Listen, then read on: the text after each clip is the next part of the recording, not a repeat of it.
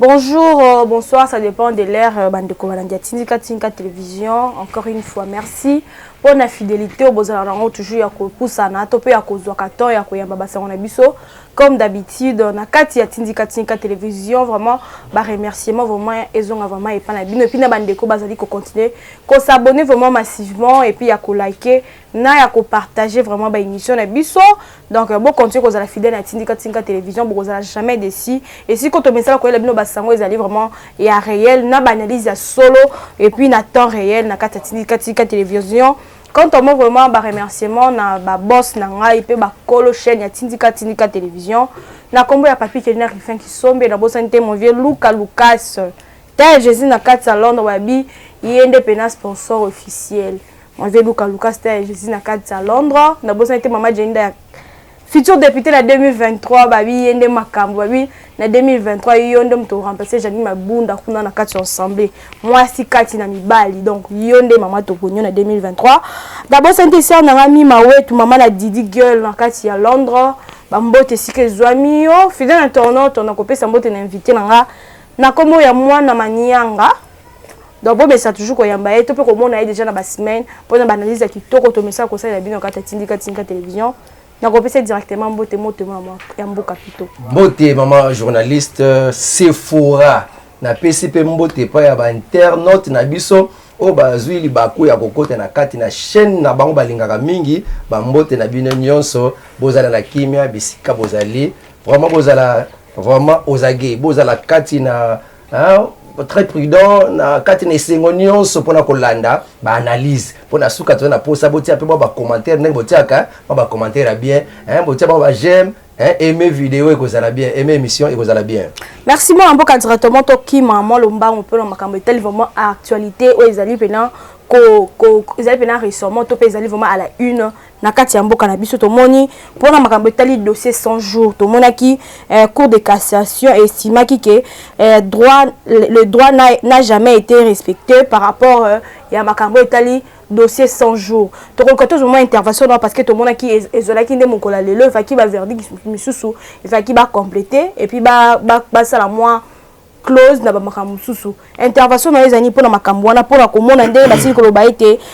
côté mususu droit ezalaki respecté te intervention na ezali nini. Oui intervention na eza boye to ebike pona makambo elekaki ya papa Caméré dossier à 100 jours ayeba mbongo 58 millions mbongo esengelaki esala ba saut de mouton ayibi biso mbongo ya ba maison préfabriquée alors aza papa moko atakuto wa bota milelo abike caméra aka moyibi. C'est pour cette raison ba katela ka 13 ans wana ekokaki tama une année kaka liberté provisoire na poto to kaka non ba lobby il faut ba reprendre à zéro parce que droit ezalaki penza appliqué te nde bakozongela ngo lelo nde ye aza jugé kuna lelo nde bazosambisa pona kozongela makambo a zéro afin que baye na kotala Caméré aza moyibi to Caméré aza moyibi te mais atakuto ndenge bakosambisa ye pona deuxième fois bazongela makambo lokola ba droit ezalaki vraiment malamu te balobi ke bazongela ngo tozobi ba te soki makanisi bozala ngo lokola bino bato justice bino tozela bino confiance te to tela ka bango confiance te pour justice ngo eko décourager ka biso makasi ata moyibi ba pese raison ata mutu azana raison ba pese caractère ki moyibi. Donc yango lelo nde ba kozongela siba ba ki moyiba mo benga ngo détournement nzoka izaka ka ki moyibi alors lelo droit ba pese ki droit malamu te siko total oyo ba bandele makambo soki na je crois na cour d'appel on a de ba pese ki makambo wana total bango lelo de makambo ko de cassation lelo nde lelo tokotala makambo ndenge koleka tokoyoka na etando ke tokozwa suite kaka lelo na butu soki lobi tokoya tokopesa bino kaka suite makambo nyonso ngo koleka ba o ba yebisi ko droit ba poni ba juge ya sika ba poni ba juge siko ba zongela no makambo ya 100 jours po biso to yeba penza 58 millions keno ba maison préfabriquée eza wapi mbongo basilisila ba saut de mouton eza mbongo papa fachi abakisa ko bakisa bongo ya liboso 58 millions ekenda wapi. Donc yango tokoyeba biloko wana mboka tolingi te makambo bo mbidinga makambo akimo yibi mais ezala la kati ya mboka tolingi droiture ba juge bakata makambo l'élévation et utaka nakata justice. Une justice élève une nation. La justice élève une nation. Bon justice so keza mabe et bakemboke kweso na sedindi. Alors ibango ka ande bakotombo la penza mboka na valeur justice kande tozotalela asala mosala na ye. Moi mboka tomoni pe lelo haute cour militaire il fallait qui dans mon collègue en 11 mai il fallait qui basala to pe balandela makambo etali affaire ya double assassinat ezalaki ya Floribert Chebeya na Fidel Bazana kuna na haute cour militaire pour na mokolo ya lelo to koto au moins intervention na yo pour na dossier wala pe ndenge tozolobelaka marbetali justice nyonso wana ezaka makambo ya justice mama journaliste kuna peso sezondonga kuna haute cour militaire bango bazwa makambo ya kosambisa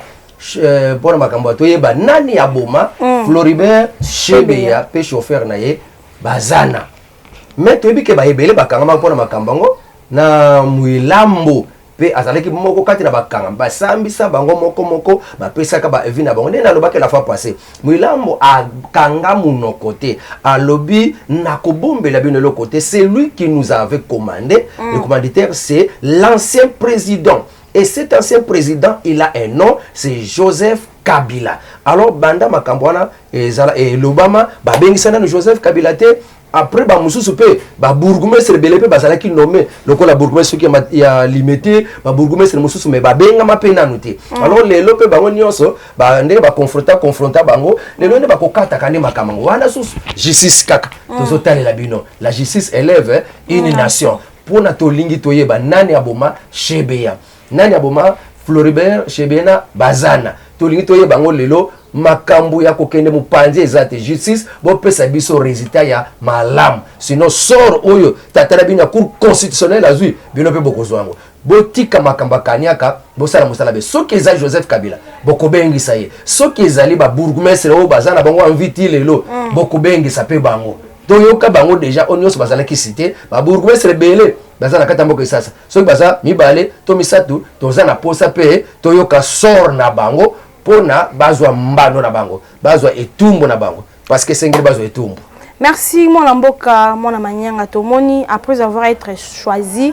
na parti politique naé comme candidat en 2023 na kombo ya Matata Ponyo mais en fait tomoni Matata Ponyo asili ko tendre la main na azali pe opposant na kombo ya Martin Fayulu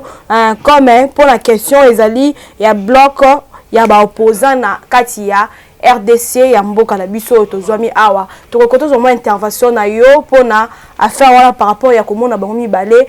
ko sangana to pe bosangani na bango ezali nini to point de vue na yo. Merci maman Sephora ba photo etamboli lelo Martin Fayulu na Matata Ponyo yebi ke aza candidat na présidentielle to lobela ki on la fois passée et azaki na posa ki ma justice parce que azana ba mbeba ebele oyo bakangela kiye basengele ki basambise na cour constitutionnelle mais kuna ezana mutu na ye kuna wazala ka avocat na ye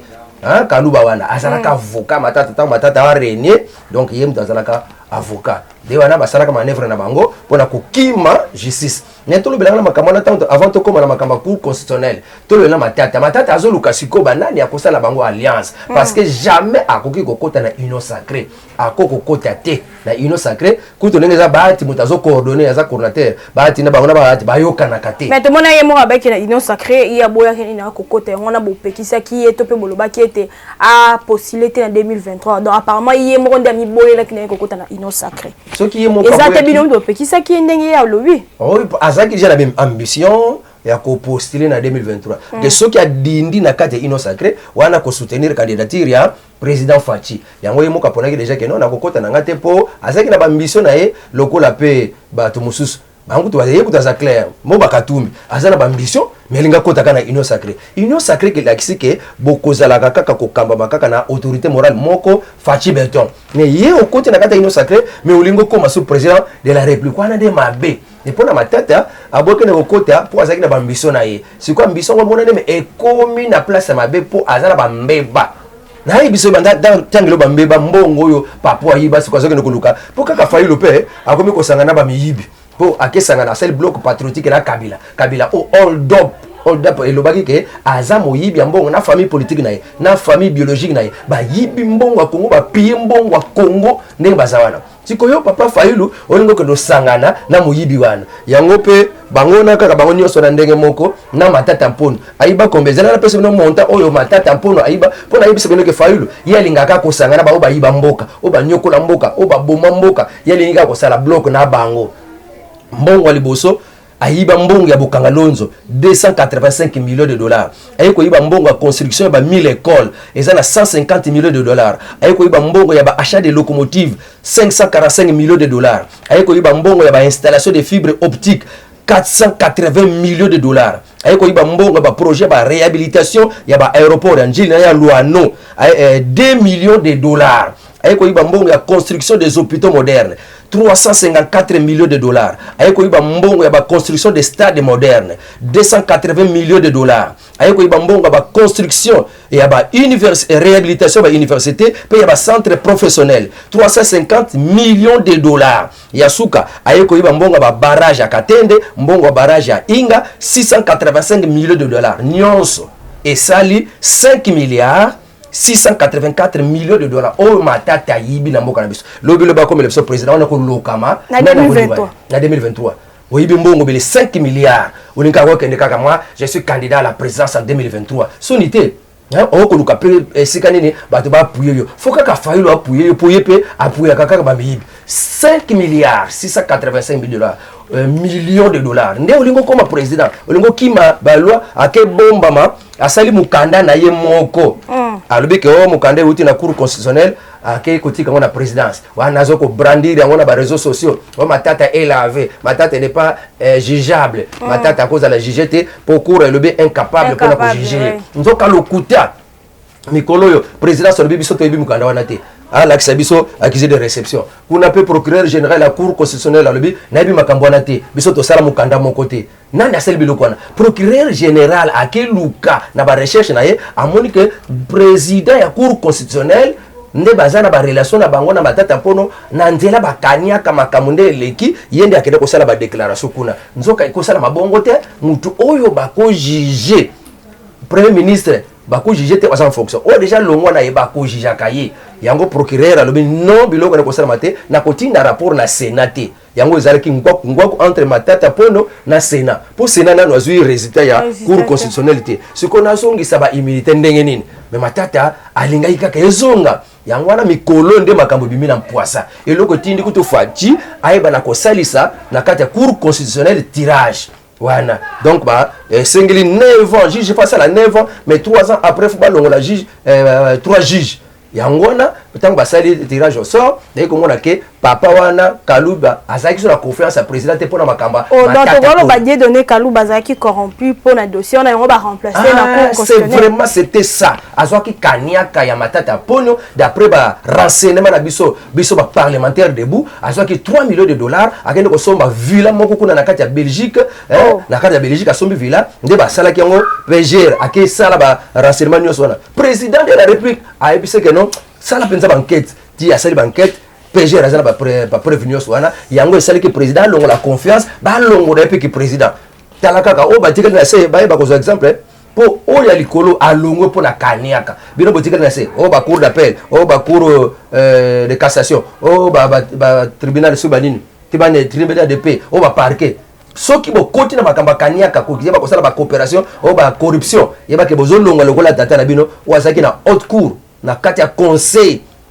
muta okamba me alongwe bongo bino bokeba makamba kaniaka to to rolo ba ke ba onde mbazo vandi bazo sa ke juste mbo absolument vendre bien parce que ba makambe be bonde mbazo vandi lango ibango nde oui na kati ya mboko toza na syndicat qui défend les voleurs des deniers publics. Il y a un syndicat comme ça, un grand politicien bakangier, syndicat wana de kolobela kai ko kota kana ba justice ba côté nyonso wana ba ke financer bongo ba bimisi. Yango mona ka fatia zo kama ere moko. Yango bango ba konga bimi ndengeni. Oh masaro bimi ndengeni. Oh caméra bimi ndengeni parce qu'il y a des syndicats oyo ba lobela ka ba tu wana ba bimisa ka bango. Mboka na biso eza bongo, j'ai la lingete mutaloba yango. Ke mboka ekufi bongo. Bazo niatela état de droit de bango wana. Ba osala ke fatia sur le comité pour l'état de droit, ils ont ça le côté. Or que ce sont eux qui dérangent la justice. Yango te bisiki papa Fati, wana biso to komina na tante et to tika justice libre. Il faut un peu moins kotia ka pa miso. Mais Fati pa yoke libiso, c'est quoi comme kotia peu moins miso. Tango ti liso tel Kalouba aka mtu akole zwa bakaniaka.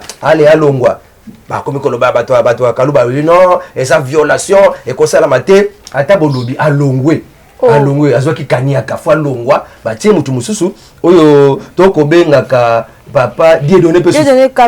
Kamuleta Kamuleta ba Dieudonné Kamuleta yewana donc ba kosala musala sikoyo nde balobi ba onyonso IGF azwa lokola ba miyibi akotsa na kati ya ba cour ba tribunaux mais balandaka bango te po baza ba homme politique passé baza na ba ki camarade na bango balobi siko papa na lokola yewana ba kobenga ka moko donc yo magistrat salaire katali kama naninga mabe wana zo kende mbango donc directement siko Jésus te président Félix a olonga ki passer siko azwa siko kiboko alors kisango elongwe siko président Fatia azwa siko fimbo akekele beta bango bandela na mokolo na yemoko ti okende ti bango nyoso fimbo akekele bakende ata balobi o violer bango babanda ko violer ko banda kala wasango constitution ba violer kaka bango nde soki mutasimbi o violer bango nde ba violer la bango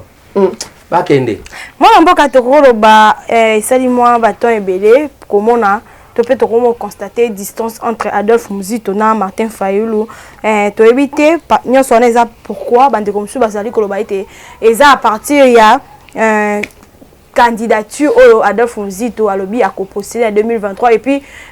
apparemment Adolphe Muzito azali ko se performant na coalition ya Lamuka na FCC yangwana a celle ko ça net ko se carter na Fayulu pour que a poste na 2023 pour que a postulé en 2023 intervention dans ezali nini. Oui, makila pe ya des pères et de mères et ça là au bloc patriotique na bango na bloc des étrangers ya la kaka nano Fayulu sénégalais Kabila soki Tanzanie Rwandais sokoke na Katumbi et moko juif zambien soki obakisi ba donc bango nyonso ba osangana kuna baza ba paya alors bloc ezo salama bloc des étrangers avec bloc de baza ba 100% de père et de mère siko nani Muzito tatali bien c'est la première fois une fois na yokaka Muzito azolo bake to cause la contre Félix en tant qu'humain mais to cause la contre to s'opposer contre une mauvaise gouvernance mais batulelo ba komi contre Félix na bo moto naye na ki ekolo naye ole oyi na ka Félix po azoko gouverner mala muté na ba point tel mais bango tu kana ti pantalon mabe so ka lobby le comme ata ya na ba so na famille naye bango ba kena ngomba la moko ba côté na politique donc baza bato moko déjà nani Muzito ayebisaki bango déjà bon siko déclarer sali mikolo yo a félicité président de la République na mois d'avril toza na réserve d'échange 1,5 milliard 1,6 milliard ko bazoloba na ba chaîne bazoloba déjà oyo kaka recette salami réserve donc excédent 1,5 milliard de dollars wana félicitations Muzito alobi félicitations na gouvernement ton esalelia Fachi Beton na IGF naye vraiment na ne record moko ya kosakana te pe a féliciter gouvernance ya président Félix na makambo belé oyo régime ya kala ba salate donc biloko wana ne tozolo ka ba vrai opposant ki sika pe malamu esalami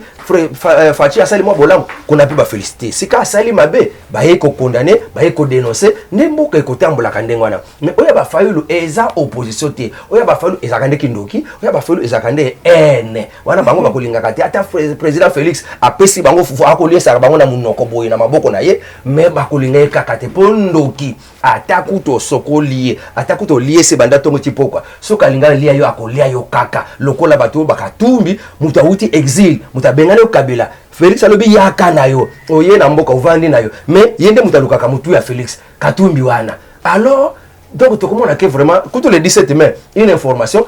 Katumbi na Kabila ba ko salaka réconciliation sous la médiation ya ba catholique kuna na katanga yango na tu na Fayulu yo kanse ndenge ba yo kana na bango nde bazuyo okoma président na 2023 bazuyo candidat na bango ba ko kosa kayo Kabila na Katumbi ba yo kana yo ozinga na katela Katumbi obwa kisaye Kabila pe obanda ko bwa kise serimo ko boyebwa kisaye ti okoma ko sangana na ye siko Katumbi na Kabila bali basala dialogue ba yo kana Katumbi nane oyo Fayulu akozala wapi mais moi mboka komona bango nde ba ko sangana bo to mona ngambu susu Kabila na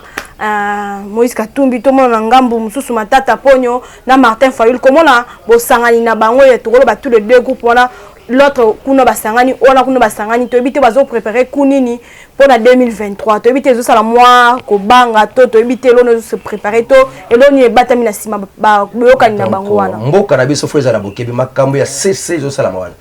Quelle est l'importance yo catholique oke ne ko sangisa Kabila na Katumbi par na yo dini kuna ezala pamba te ce que ça la bongo c'est qu'il y a quelque chose en dessous. Donc faut tout la bien makambo surtout katanga wana eza province moko bazolinga un peu ba déséquilibré mboka bomba Congo ba katakatanga bazotaka kuna mais de grâce lelo nazala ki fortifié na papa moko benga ngoko la katanga ke makambo yo kaka wana ba katakatanga eza nango ba katange nyonso te eza mo groupe moko ya ba luba moko ba koma ba katange so bandenge nini na ba mususu wana ba mikomisa kande wana me ba katange nyonso te makambo wana to ti la ngona ba katange nyonso te mais eza na mo groupe moko ya batu oyo ba mibenga ba katakatanga biso moko pe to lingaka kutu bango te pe to lingaka yango te. Ah, on a joué vraiment assurance en tout cas merci pour la assurance wana. Alors tobo et biloko na Kabila na Katumbi balimba sala boyokani pour basala nini balobi baya ko récupérer pouvoir nini botika obo sala te obo ya ko sala ne balingi baya ko vendre la susu mboka bayi basusu bateka bisusu mabeli tobo yango ata boyokani bosala réconciliation mais biso tozomona kake bakokende président Félix Tshisekedi beza moi compliqué kaka Moïse Katumbi Kabila abenga na yo asala obo kaka yo wana yo ko sangana est-ce que entre ba mbelena na ko postuler 2023 siko lokola Kabila ndenga za sénateur à vie à côté de la possibilité ndi akolinga siko ke Katumbi abima mais ti mbataza wana pamba te constitutionnaliste azawana pamba te azawana ti avant 2023 makambo de père et de mère fait kota na parlement mbataza pamba te on bazo continuer ko rejeter ngo mbataza wana o bazo rejeter ngo po mbataza la kite mbata koti wana muta mibeko po mbuka soke linge bongisa mibeko nango nani akotelemela ngo Amerika bongisa mibeko na nani atelemela ye Brazzaville Zambie ba bongisa mibeko na bango nani atelemela bango babenga ngo loi raciste loi séparatiste jamais bisope awa papa mbataza wana constitutionnaliste akokota avant 2023 makele bawasala wana bakoseliminaka moko identification ekoya bakoyeba na oyo aza mopaya oyo mwana Congo pourtant il y a esclavagisme et sili na kati ya Congo maintenant le Congo au Congolais le Congo congolais matata mpono ozokende kokotsa kuna yonan kala mingi te okanga mana yo po mutaye wana ayepo na kanga yo penza bien tikano makambo yo ya bo changer ta mutu bozongela ta congrès na bino ulukata mutu mususu matata mponyo tie déjà partant hein déjà non partant donc OK déjà makambo ko raisonner que présidence o raisonner wana illusion mabanzo ndoto ya baba okotika na jamais ko postuler au comme en 2023 kala mingi te bali babengi so la justice oza so la immunité te eloko ko sala ezate makambo ko sala kuna akelo banini kuna Kaluba atikala kopesa mbongo corruption pa Kaluba te makambo oyo ye akeloba pa Fayulu Kaluba jamais atikala kozwa mbongo na ye ya corruption te ye Kaluba asaline kaka soki droit politique asaline kaka makambo na ye akati makambo ndenge ezalaka ye aza incapable ya kojuger ancien premier ministre bona ye matata c'est ça nzela ya normal donc wana matata yazo misala lwa na ye basali lwa na bango na Kalubi eza bongo te tika siko oya ye akati lebena makambo yo basike mutayibi kuluna no bakakenga mutala bombi kuluna no bakenga mutala yibi yo pe ozakani wana 5 milliards est-ce que okondima yo mutayibi yango mais ezana mikanda IGF asala musala na ye yango maloba wana okende ko loba kuna eza foot en avant aller s'expliquer à la justice ne wana biso to koyeba ke oh ezaboye oh ezaboyete c'est ça. Moi, au niveau de notre enseignement est encore très bas. Les enseignants eux-mêmes n'ont même pas de niveau. Il faut encore améliorer leur niveau et ils n'ont pas encore la matière. Tu éviter, Malobawana et pas chef de l'État ou comment parce que bande comme ça baso ignorant baso ndimate chef de l'État ko lo makamabo bande comme ça baso ba paysage et aussi pas chef de l'État. Maloba mususu chef de l'État lo baka uta ka biso moko. Ngana kena na chaîne moko na loba niveau ilelo ya classe les apenza trop bas na loba ko mutako uta 4e humanité première CO to zo benga lelo 7e azape la taille daye aketi na kosala examen d'état akomami pe asali pe examen d'état apesi mbongo nyosa suivi pe kombo bimi diplômé ndenge to zaboye siko mwana boye autaki na 7e azuite refaire ezalaka sute na ba école lelo n'y a plus de référents aux uté a aucune école mususu aux uté a aucune école mususu ti muta mataka bongo français na monoko ezate si tout ya lelo tango comme na 6e ba yebise ka telemi se ka wana atamwa dicté pese ka atamwa phrase moko français aloba akokokate amweka o ba dia baloba ka français na bandako na bango wana. Donc niveau ya classe ça penza ko beba niveau ça penza na université ndenge zawa soko sombi syllabicité ata uzama yele ndenge nini okoleka te okakaka kote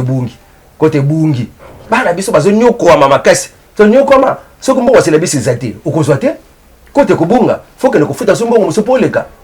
Donc biloko ndenge wana ata mutazana ezoba meloko na kokisi mbongo no syllabicité alo aleka. Donc tout ça c'est maintenant l'argent. Nani akobosa nango ke éducation na Congo eza bas, eza très bas. Ya kozonga sima par rapport à ndenge ezaki 10 ans avant, 20 ans avant. Lelo ba examen d'état ou éthique na nkoka ba mascarade, étiquette ba examen d'état. Même ba tena fait na bango wana. Est-ce que ça penza ba test pour na ko tala niveau bana? Eza ko ba test te, ça c'est pour enrichir les inspecteurs, c'est pour enrichir ba ministre, pour enrichir ba tout bazaka, ceux qui ba o batala kama ba enseignement wana. Hein? Bato bazalaka ti na ba niveau ya C. Donc on a kolia mbongo bana classe wana ya ba examen d'état, mais est-ce que pour moi la classe penza ngana za professeur na pesa ka cours ti na 6e humanité. Mais ce qu'on a na classe et moko tala mona classe na postate. Et moko pesa cours ko na kota ki na kati ba téléphone na ye. Okobota na téléphone boy na ndako batanga kate. Moto balobi examen lobby akotika na kotanga te. Kaka makasi akolinga ko tricher. Nous connaissons le niveau des élèves. Bazandenge nini lelo. Le président de la République n'a pas dit des mensonges. Il a seulement dit la réalité. Kaka yete ba mindele pe ba yebi yango mutu nyonso pe na Congo yebi que niveau d'études na Congo ça passe batu nyonso baza accepter ya kokende classe. Combien de coulons na lelo, combien des analphabètes niveau ya classe ça penza ya sema kasi. Donc na mboka na biso ya Congo esengeli to revoir ata lo lengi ya ko tester ba na examen d'état ko longola te loko na baté na fep inutile ko voir mais ça ba inspecteur pamba ko voir mais ça ba ministre pamba yango makambo oyo ba ndonga na kinango IGF na Tony Mwaba baye ayingela landa ka pe système ya bato na kala biloko na bandonga na kenango biloko na fa luka mesure mususu atanga moko professeur na koyeba ke au moins la ze kizengi kizoba mais kotana na examen d'état mutazama yele mwana wana zana kama yele trop azui 50%. Même mutasa kizengi pe zomo ko ayebe lo côté na kata classe ay ko so 80 akotambola ka pe azi poudre ya sonité. Et tous CP là, il n'y a pas d'évaluation pour la éducation. Les inspecteurs sont pour ça. Éducation est à zéro. Ils ont pensé sur terre. Rien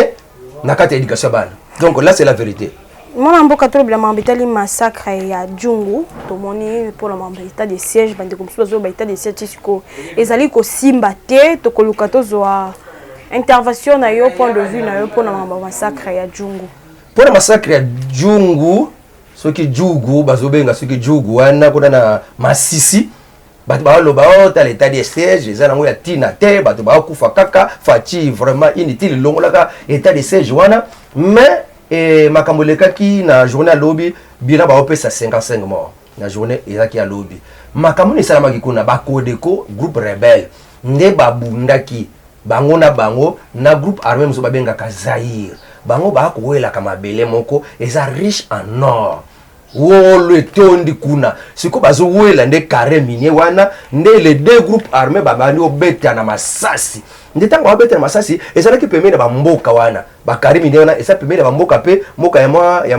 matiti kaka ba mboka na esala matiti po bazana ka ba moko so bitumba ye bakena bango siko tango ba bunda masasi wana bato mboka ba palangani ebele ba kufi ba tumbi bandako na bango nde toye kokoma ti lelo na 55 morts d'après bilan o ba pesi na mokola lobby nde wana ezalaki te phare de CT yango mokonza mboka banda na Côte d'Ivoire a décrié qui vraiment a regretté qui na mort d'homme ya ndenge wana en le but que la police le phare de CT